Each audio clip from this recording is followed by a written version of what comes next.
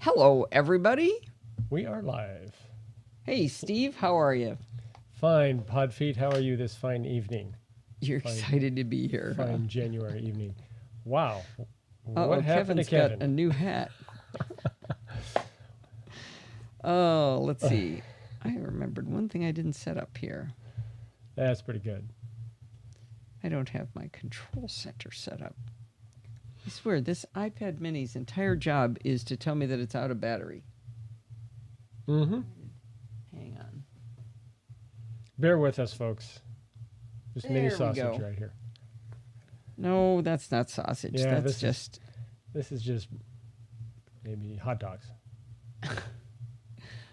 Let's see. Now I'm just every time I turn on this iPad mini, it tells me it's out of battery. Jason. All right, just a second here.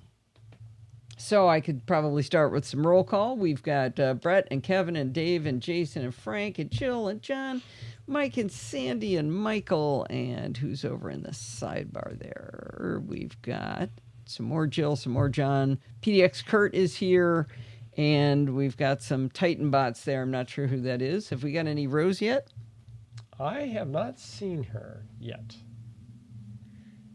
You are I wouldn't be still surprised if she popped in at some point here. I wonder why Mimo Live is so quiet. Well, Do I have a way of... Can you use your sound I could source? increase your gain. In sound source, you can. Oh, No, yeah. it's at You mean 100%. in Mimo? Yeah, you should be able to turn that up. Yeah, Well- but it didn't. I just increased the gain on under Steve Audio Mm-hmm. Yeah. to 100% or to 200 from 1 to 2, and Yeah. which is most I can do, and you did not get any louder. Interesting. Yeah, that's odd. Testing something here. Okay. Mimo. So is you don't have any control over your input to Mimo Live to be different than what it is to Discord, right? I do, but it would affect the recording as well. But here, let me show. This is what happens if I crank up my volume in Mimo Live. So this will affect the broadcast as well. That's 50% Right. greater. Does that sound any different? Just a smidge. Really? Not much of a difference. So I really have to strain to hear you. I don't think I've got you turned down. You know, Mimo Live's at 100%. On sound source? Uh-huh. Hmm. Very odd. Don't know what's going on. Well, I think it's probably time to... there's PDX Kurt texting away. Yes, you're on time. So we're not going to have Frank here, and we're not going to have Rick. Kevin, thank you for managing the roll call there. Appreciate your efforts. But I think I should start recording. What do you think, Steve? I agree. Oh, let me bring up my Oh, control before you center do so I that, can... I have to show you mute you. something that's very weird. So the beverage I'm having tonight is a Stone IPA. Stone is a pretty well-known microbrewery here Does in Lindsay California. know you're cheating on Ballast Well, Point? Let's not tell her. And I don't see Lindsay They the hate daughter Stone. here. But look at the packaging. What the heck? They package it. Wait. Now, seriously, this is the top. It's open, Show it again. and this is not an accident. This is something they thought would sell. Is it upside down? Yeah, all of their packaging now, for some reason, is upside down. Okay. Go figure. Maybe they want you to upend it so that they can sell more. Oh, maybe. That is one big G&T. Yeah, it's been a long week, you know. Is that to encourage you to chug? I like it. Yeah, maybe Must they're be. drunk. Right. There you go. All right, well, I'm going to mute Steve and record a show. Bye, Steve. Bye-bye. Okay, here we go. Hi, this is Allison Sheridan of the NosillaCast podcast, hosted at podfeed.com, a technology geek podcast with an ever so slight Apple bias. Today is Sunday, January 24th, 2021, and this is show number 820. This week, Steve and I started doing a few interviews from CES. Of course, the event wasn't quite like any other year, and we won't have nearly the amount of content that we normally do. I did have a couple of opportunities to sit and watch video announcements of products, But you know what? That just doesn't blow my dress up. That is just not interesting to me. Maybe it's because anybody can do that. And I think the value I bring is asking the right questions so you can tell whether a given product might be of interest to you. Well, the good news is there was another virtual PepCom press event like the one I told you about a few months ago. As before, I had access to a web page with a grid of vendor logos, and I could select any vendor, watch a short video that explained the product, and then if I thought it might be interesting, I could go into a Zoom room with the vendor. In most cases, I was able to chat with the vendors directly, and just like the in-person events, there were vendors who had crowded rooms and I couldn't get any one-on-one time. So one of the things I did was as I talked to people that I thought were interesting there, I made arrangements to contact them later to set up interviews. So I'm doing standalone interviews that were not actually during CES. And so those are going to be coming in over time. When I was at PepCom, though, just like in-person PepCom, some of the products were really interesting and the kind of thing I think might be fun for the Nosilla castaways, and some were definitely not. In the words of Billy Bob Thornton in the movie Bad Santa, they can't all be winners. Well, the good thing is that PepCom can happen several times a year. So instead of a giant flood of products to tell you about that last for months and months and months, you're going to get smaller doses more often. I know Steve, for one, appreciates it being distributed a little bit more. So anyway, with all that said, we've got 2 interviews this week to start, along with a bunch of other fun content. But first, let's start with a listener review about the iPad video editing software Lumifusion from LumaTouch. Now, this is going to surprise you when you hear his voice, because this is not Alistair Jenks from New Zealand. This is Chris Nielsen from New Zealand. All right. Let me do, let's see, I should do a save. Now, are you implying there's some competition for the illustrious Alistair? You guys answer it. This is, it is crazy how much this guy sounds like Alistair. All right. That's a mighty high bar to achieve. Dagnabbit. Hang on. I messed up. That was my bad. Okay. Copy link. Copy. There we go. It wasn't Mike's program not working. Trust me. Of course. Okay, so wait till you hear this guy's voice. This is crazy. I don't know that he's quite as good as Alistair. And the funny thing is they have actually met each other. Did I tell you that, Steve? No, I don't think I heard that. Yeah, they're both aviation guys. And he lives in Waikato, which is where Dr. Gary lives. Yeah. Okay, here we go. Let's listen to it a little bit here. This is Chris Nielsen from New Zealand. G'day castaways, my name is Chris. I'm from New Zealand and I make moto vlogs.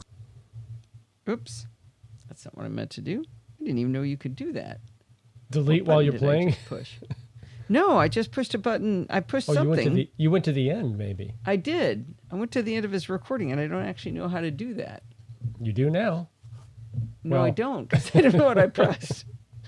I think that's odd. I just thought that was a little bit too much of a gap. Oh, we did roll call, Alan.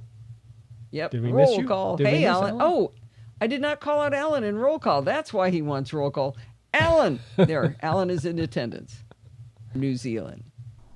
G'day castaways, my name is Chris. I'm from New Zealand and I make moto vlogs, which are vlogs shot on a motorcycle. And I wanted to talk to you today about a iOS video editor that I use called Lumifusion. For years I've edited on Final Cut and DaVinci Resolve on a Mac, but a few months ago I switched completely to using the iPad, and that's what I wanted to talk to you about today. I've been using Lumifusion for a few months now, and although I feel like I'm reasonably familiar with it, there's so many advanced features that I don't think I would do a proper review justice. So instead, I would like to talk you through how I do a basic edit, and then I'll briefly mention some of the more advanced features and I'll compare it to Final Cut. So a typical motovlog might be me making a video of... Okay, I'm going to stop.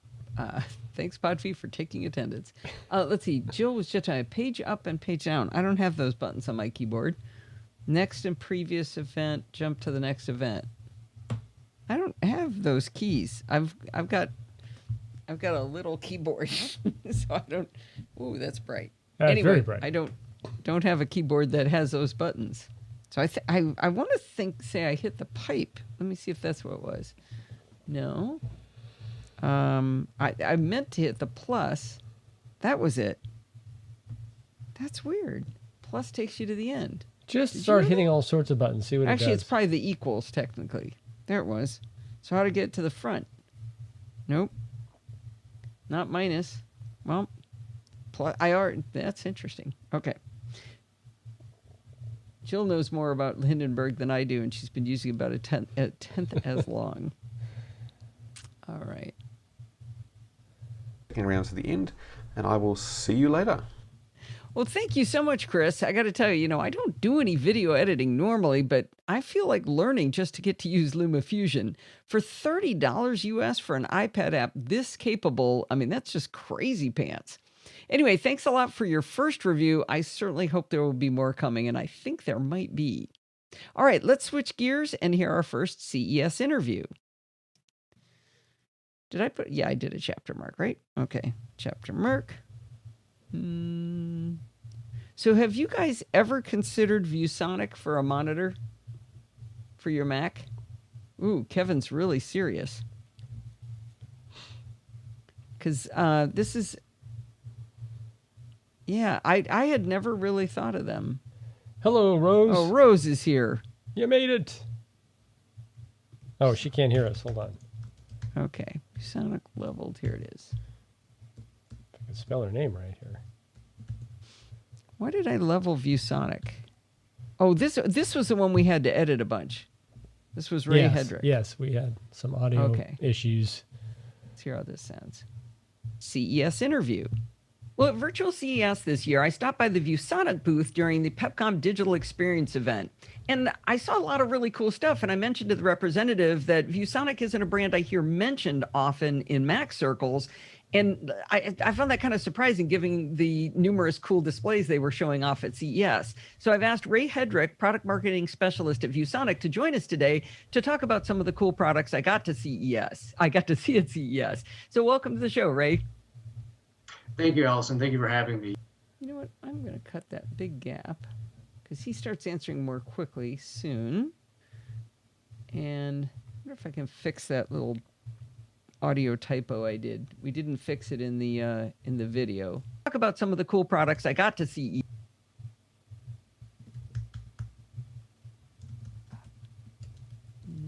Right there.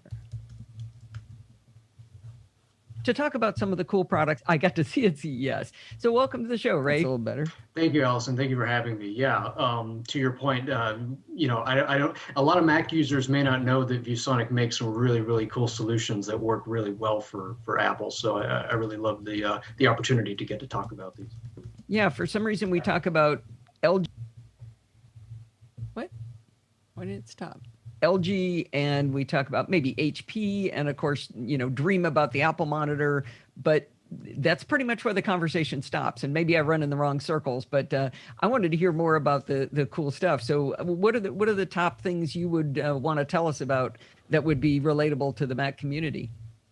Right. Yeah. So one of the big pushes that we've had in 2020, and actually we have a whole campaign running around this during Q4 of 2020, was an awareness campaign about USB-C and the way that we implement USB-C on our monitors. So it's such a complicated thing from a marketing standpoint.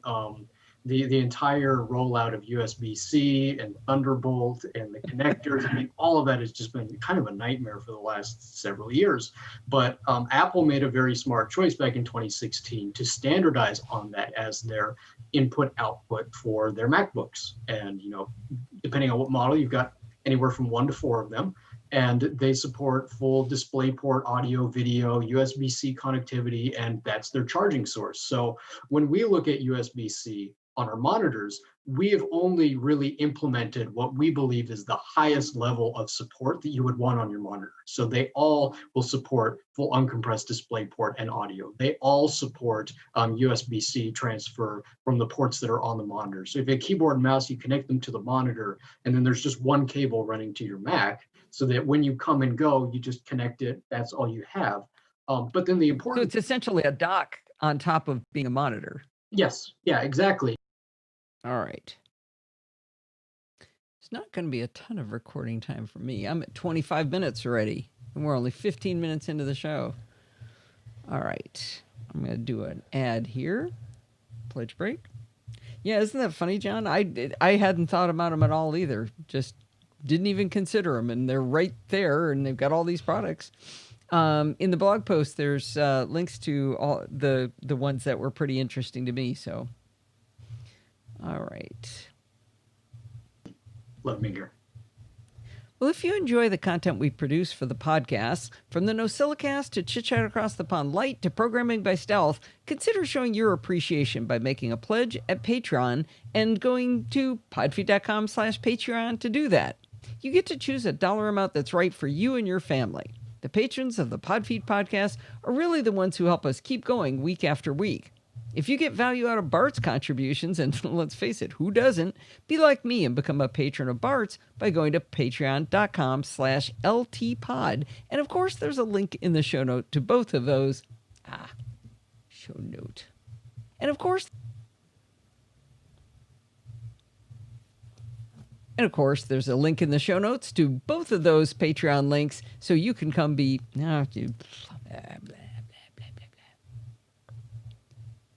And of course, there are links in the show notes to both of those Patreon...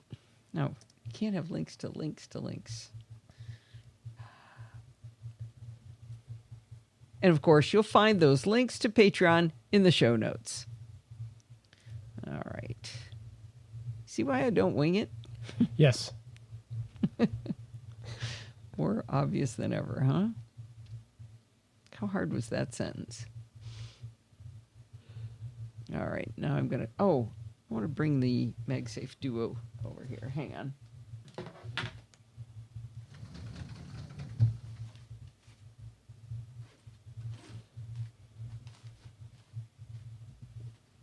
Getting linky in here.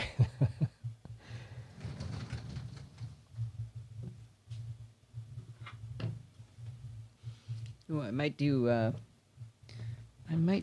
even more doing some more ad-libbing. So this is the Magsafe Duo. I know it's going to be bright white. How can I make that not bright white? It's not emissive, so I can't make it any darker. You just have to turn down your turn exposure. my gain way down? Yeah, turn your gain. You'll become dark, but maybe we can see it. There. Still too bright. It's still too bright, right? How about brightness? Of course, you're got messing gain. up. There I've should got be a gain, brightness. and I've got... Oh, I guess I could do brightness. No, that looks terrible. Now what did I do? Shoot, where was that? There you go. And You're then back. I think you liked this around 400, I think is where you told me to put it. Oh, well, this is the Magsafe Duo. It has this very satisfying snap. And it's got the charging puck in it that flips up like this. The Apple Watch? For the watch. And this side is the Magsafe Duo, which you just cannot see. No. I could turn off Pull the it- key pull light it. air. Yeah, that'll help. Well, I've got to get out a phone to do it because the app fails on me. It tells me I don't have this installed, so that might help a little bit. There you go. Now we can at least see there's a ring, right? Well, Contrast. All right. Turn you back on so I look good. That's what really matters. All right. that's what we're talking about. Exactly. Okay, let's put this down here.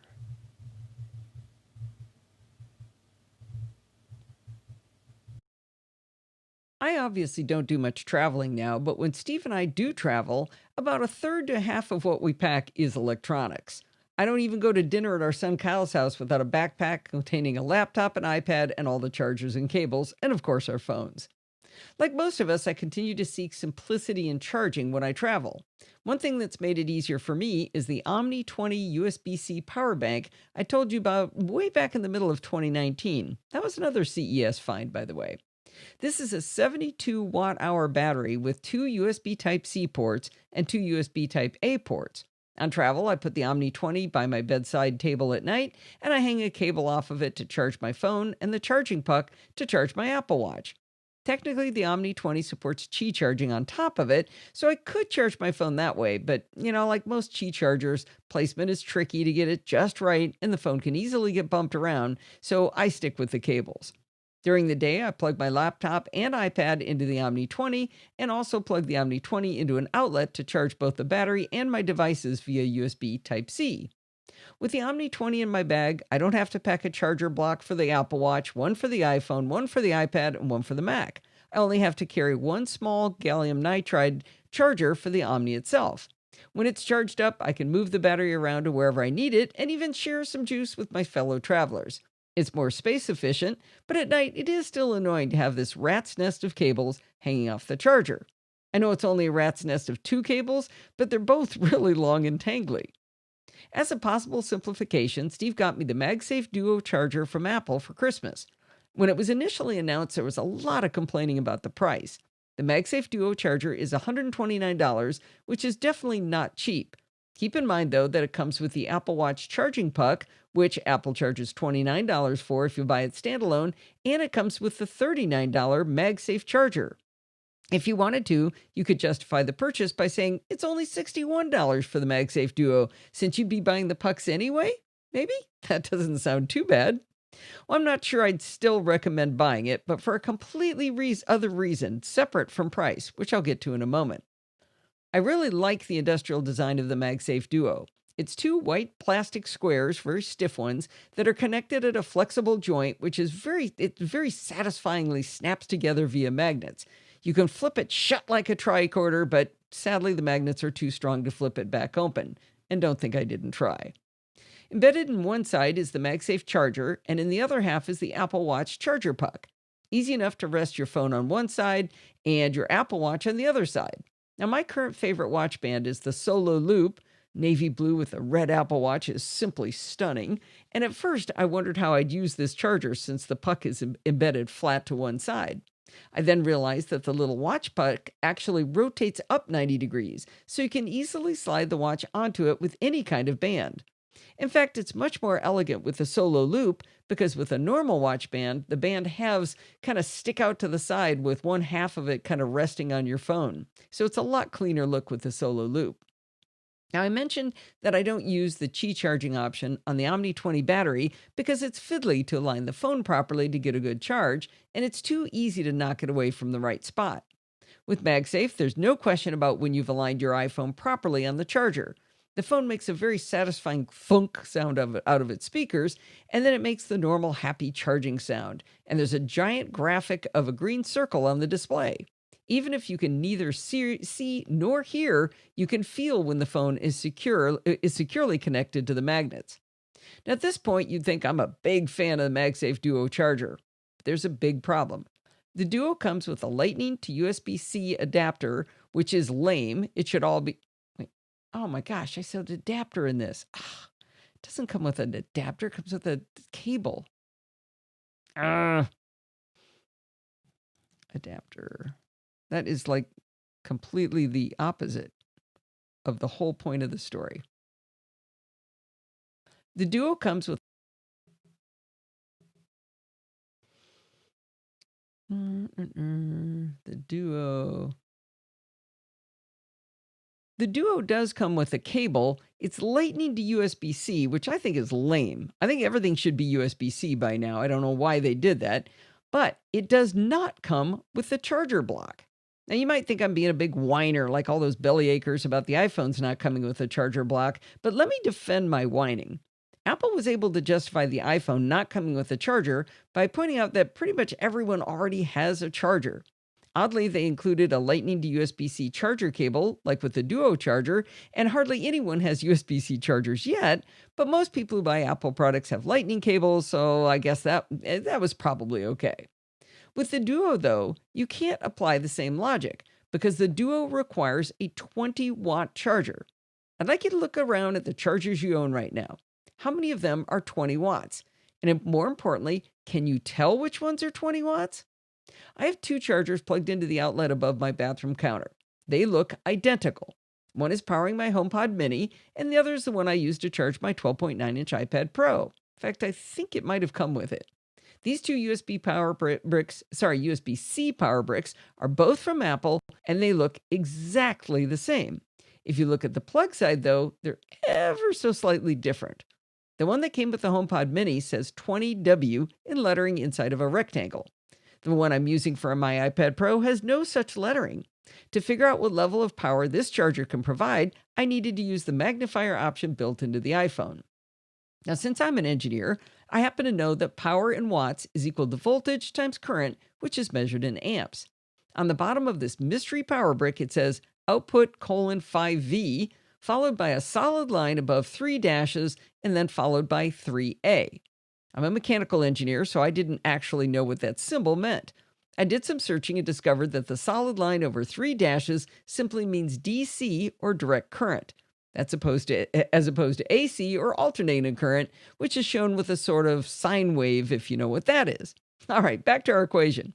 So our power brick says 5 volts at 3 amps DC, which would be 15 watts, because 5 times 3 is 15. But it also says 9V at 2A. 9 volts at 2 amps, that's 18 watts. So which is it? Is it 15 watts? Is it 18 watts? How do I know how many volts the device I plug into it is going to draw anyway? Well, it's irrelevant for our Magsafe Duo charger because both 15 watts and 18 watts are under what we need for the Duo. The one that looks exactly like it, but does say 20W underneath it, does indeed work with the Duo. But think about it. How would a normal person know any of this? Are we all expected to know that power is voltage times current? Are we supposed to know how much current we're going to draw from a device? Are we supposed to even be able to read this microprint in the first place? Well, here's another example. I use a CalDigit TS3 Plus dock for my MacBook Pro and my display. I've got a bunch of USB-C devices hanging off of it too. On the front, there's a USB Type-C port and a USB Type-A port. I plugged the Lightning USB-C cable that came from the Duo charger into the USB-C port on the dock, and my phone would charge using the Duo. All right, great. But then I tried a Lightning to USB-A cable, and the phone would not charge, even though it was plugged into the same dock. It was a USB-C port and a USB-A dock. There's no lettering whatsoever on this dock to let me know how many watts or volts or amps or whatever this thing can supply. Well, I looked up the specs on my dock, and the USB Type-C and Type-A ports both say 5 volts, 1.5 amps. That's only 7.5 watts. So why does the Duo work with the USB-C port on the CalDigit TS3 Plus? Why does that work at all? I thought maybe it was because I was only charging my phone on it, so I dropped my Apple Watch onto the Duo Puck, and sure enough, I can charge both my iPhone 12 Pro and my Series 6 Apple Watch at the same time on a port that's only supposed to be supplying 42% of the power required. Okay, let's try another one. I've got a HyperJuice charger with 2 100-watt USB-C ports and two 18-watt USB-A ports on it. So I had to give this a try just for grins and giggles. Not surprisingly, the 100-watt USB-C ports will charge the watch and phone using the Duo, but the 18-watt USB-A ports will not. Well, at least that one kind of makes sense, and Hyper was kind enough to label the ports with the watch they can supply. I am, of course, not the only one to find flaws with the idea of not giving you the right charger for the Magsafe Duo charger, and others have found some even more weird things that you need to know about charging. An article in The Verge about the Magsafe Duo pointed to Apple's support article about the Magsafe Duo charger because of course you'd be expected to read a support article when you want to use a darn charger, right? Absolutely, first thing I would do. Well, according to support article HD 211925, you need to use a 20-watt or greater Apple USB-C power adapter. But there's an asterisk on that. It says you can't use the Apple 29-watt USB-C power adapter. Well, wait a minute. Is it 29 watts? Greater than 20 watts? Why is that? Let's just keep reading the support article about the Duo because I'm sure things will become much more clear if I keep reading to you. In a section about fast wireless charging specifically for iPhone 12 models, it says, quote, the Magsafe Duo charger is designed to negotiate the maximum power up to 9 volts and 3 amps with a USB PD compatible power adapter. Well, if my ciphering is correct, isn't 9 times 3 27 watts? And there's no prior mention of PD, which they don't define. I happen to know PD means power delivery. Why is that? Well, according to an article on GoalZero.com, the people who make solar chargers, Power delivery is a specification for handling higher power and allows a range of devices to quickly charge over a USB connection. It operates by facilitating a conversation between two devices to negotiate a power contract so they can determine how much power can be pulled from the charger. So does this mean to provide max power we need a 27-watt adapter when we were told we only needed a 20-watt adapter? And could we get a hint on how to know if the adapter we have supports power delivery at all? But wait, there's more. If you want fast wireless charging, again, according to the Apple support document, you cannot use USB-A at all. So the USB-A port on my CalDigit TS3 Plus dock, that explains why that one didn't work, but the USB-C port did. So this is really, really getting confusing. They also say you can use a 9-volt 2.2 power adapter, 9-volt 2.2 amp power adapter that provides up to 11 watts of power, or a 9-volt 3 amp and higher power adapter that provides up to 14 watts of power. Wait a minute, you just finished saying we had to have a minimum of 20 watts and 27 watts for fast charging. What is all this 11 watt and 14 watt nonsense about? Well, you know what? They keep going on with this gibberish for a couple of more bullets, but I actually can't keep reading the support document. It's too much. It's too annoying. I got to tell you, I'm very glad that the OmniCharge Omni 20 power bank I talked about at the beginning provides 60 watts power delivery on its USB Type-C port, because I'm pretty sure 60 watts is bigger than all of these other numbers. I didn't trust them, though, that after they said that doesn't work with 29-watt adapter foolishness, so I tested the 60-watt USB-C port on the Omni, and it worked to charge my phone and watch with the Duo. I have no clue whether it's doing fast charging, though. So I'm going to bottom line it here. The Magsafe Duo charger is pretty cool, and I'm really glad I have it for travel. But I would definitely not recommend it for a normal person unless I told him you have to buy the Apple 20-watt USB-C power adapter for $19 to make that work. Or better yet, you could do a poke in Apple's eye for doing this to us and suggest they buy the much smaller and less expensive Aukey Omnia 20-watt for $14. It's the same size as the original 5-watt charger for iPhones, but because it's a gallium nitride charger, it'll charge a max-size iPhone to 50% in 30 minutes. I think the best way to sum up the Magsafe Duo charger is, it just works, except when it doesn't because you don't have an electrical engineering degree. There.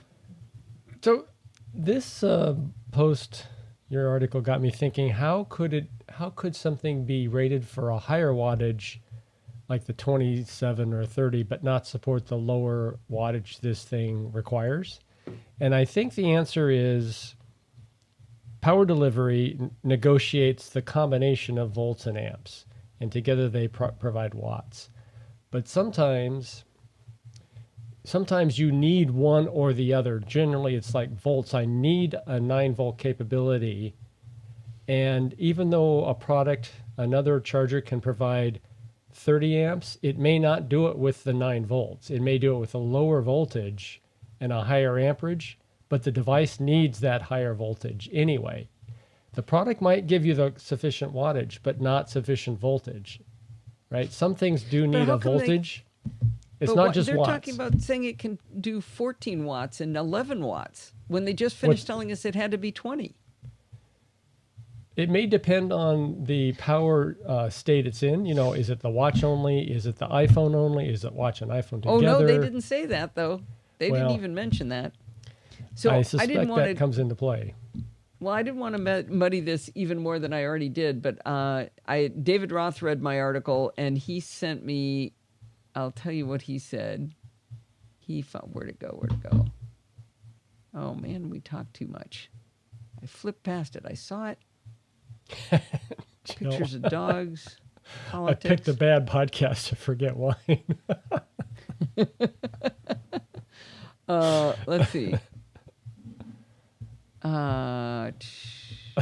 So apparently, get this.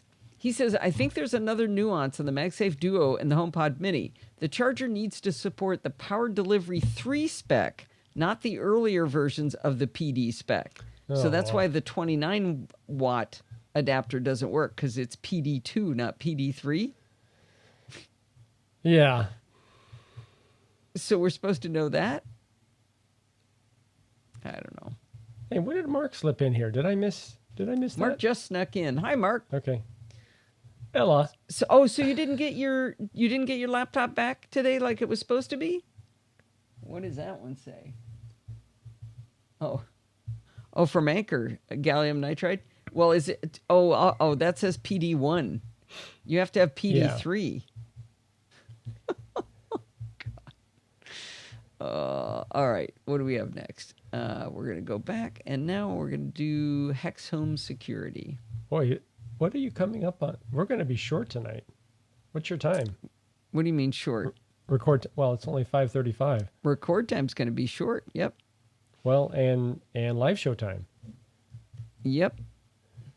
All right, let's do it. Are you okay with that? You gonna be all right? Did we save and add chapter marks? No, I did not. I saved and I did not do a chapter mark. Thank you, Kevin. So the new rule is we have to do... Wait a minute. That didn't work. Hang on. There it goes. I'm glad we added the sound, Mike, because that's how I can tell if I did it right. Is if I don't hear the sound, I didn't do it right. As they say, standards are great. That's why I have so many of them. Absolutely. Engineering degree. At Virtual PepCom during Virtual CES, I saw a very interesting home security product. Okay, let me slide that over a little bit more. Electrical engineering degree. At Virtual PepCom during Virtual CES, I saw a very interesting home security product from a company called Origin Wireless. Dan Bugos, product manager at Origin Wireless, promised to get geeky with me about their product and the technology behind it. Welcome to the show, Dan. It's like there's a giant lag the first time somebody answers me on Zoom. It was just like that with the first guy. So maybe they're just not ready for the mic handover, so to speak. I guess. Welcome to the show, Dan. All right, so all I've said so far to the audience here is that this has something to do with home security. Why don't you give us start with your elevator pitch, and then let's dig in.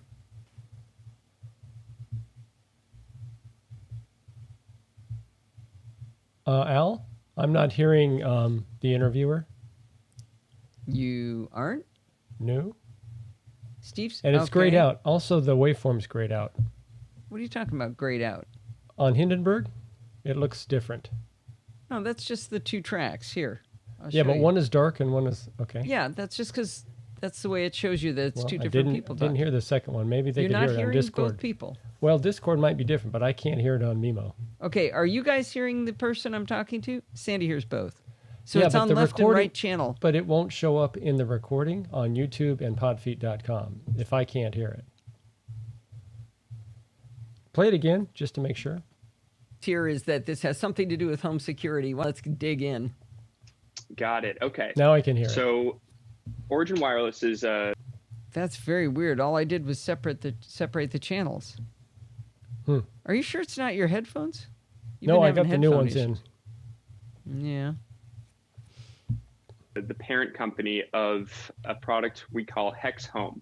So Hex is a do-it-yourself home security product with an optional professional monitoring service.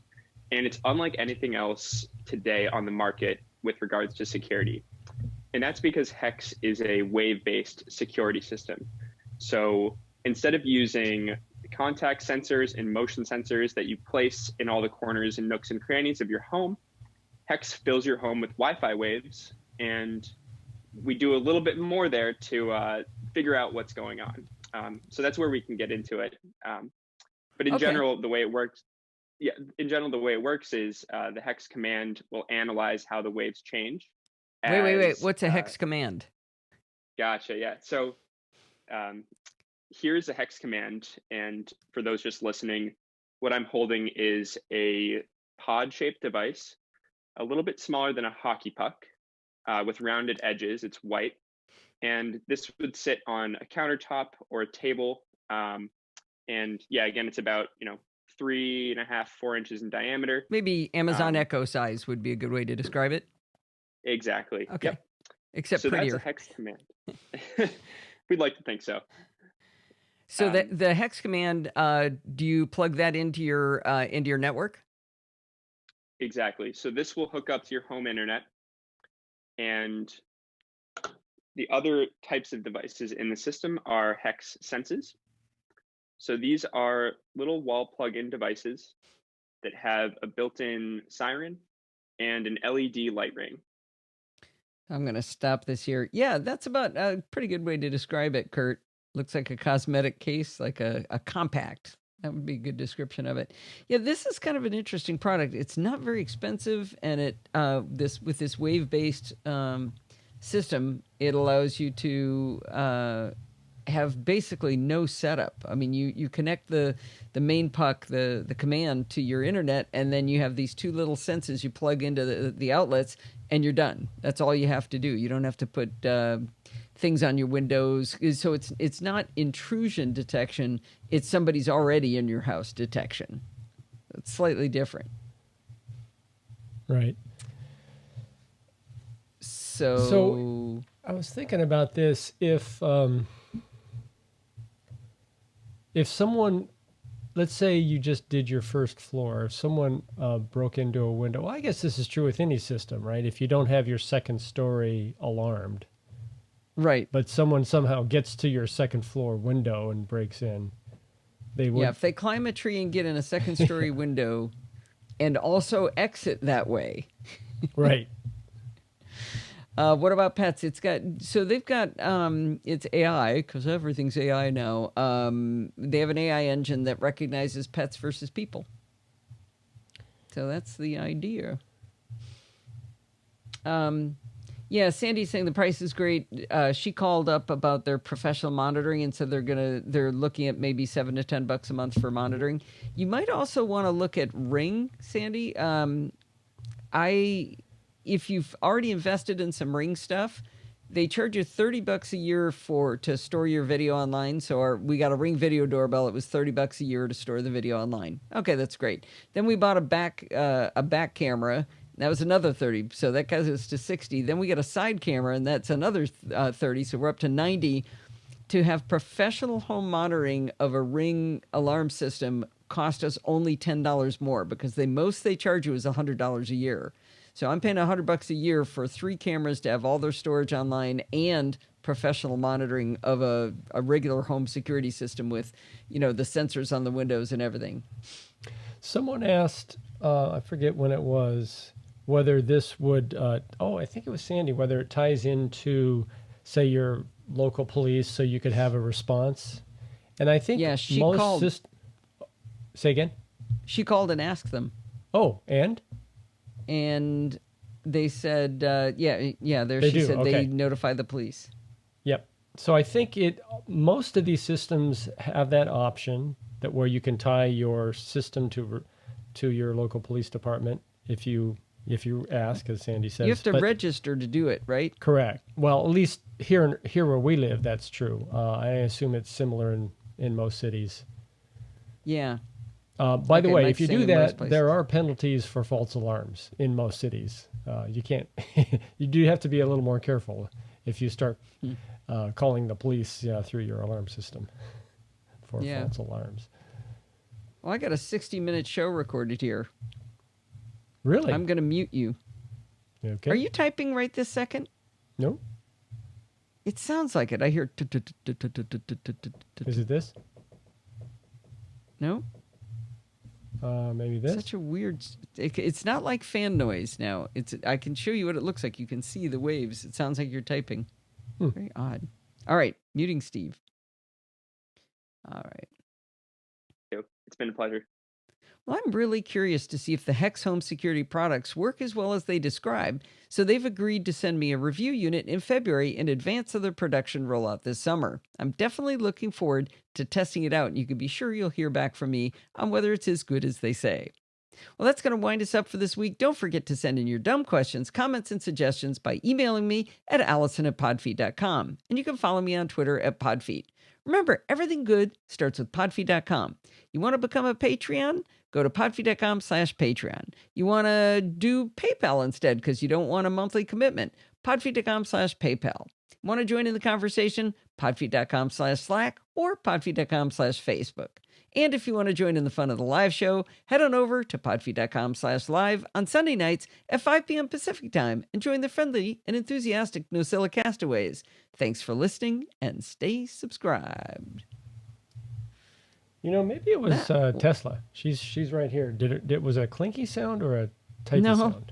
No, it's a typey sound. She has her collar on. A clinky sound. And she was snoring sound. a little bit, but that's not a clinky sound. She's bored? She's asleep. Hey, so most of you guys are in our Slack, I think. I'm toying around with the idea of adding a channel to Slack for people wanting to talk about network-attached storage. So really, probably mostly Synology, but I could make it generic about NAS. What would you guys think of that? Because I ended up, Mark and I and Stephen Getz were talking about it, or we're doing a chat in Telegram, and we're thinking, man, these conversations would be great in Slack. So, curious what you think. Oh, Mark, by the way, you can edit what you've typed in Discord, just to let you know if you like to do that. All right, Kevin. Yeah, see, I figured Kevin was had to get going early, so why should we stay here, right? Hey, let's do a chapter mark count, Steve. I have 1, 2, 3, 4. I do too. It's a miracle. All right, let me start exporting that right now. And I think I'm going to let people get out of class 15 minutes early. What do you think? I think that's a good idea. All right, everybody. I am glad you came. It was a lot of fun. It was short. It was sweet. Got it done. So we'll talk to you guys next week.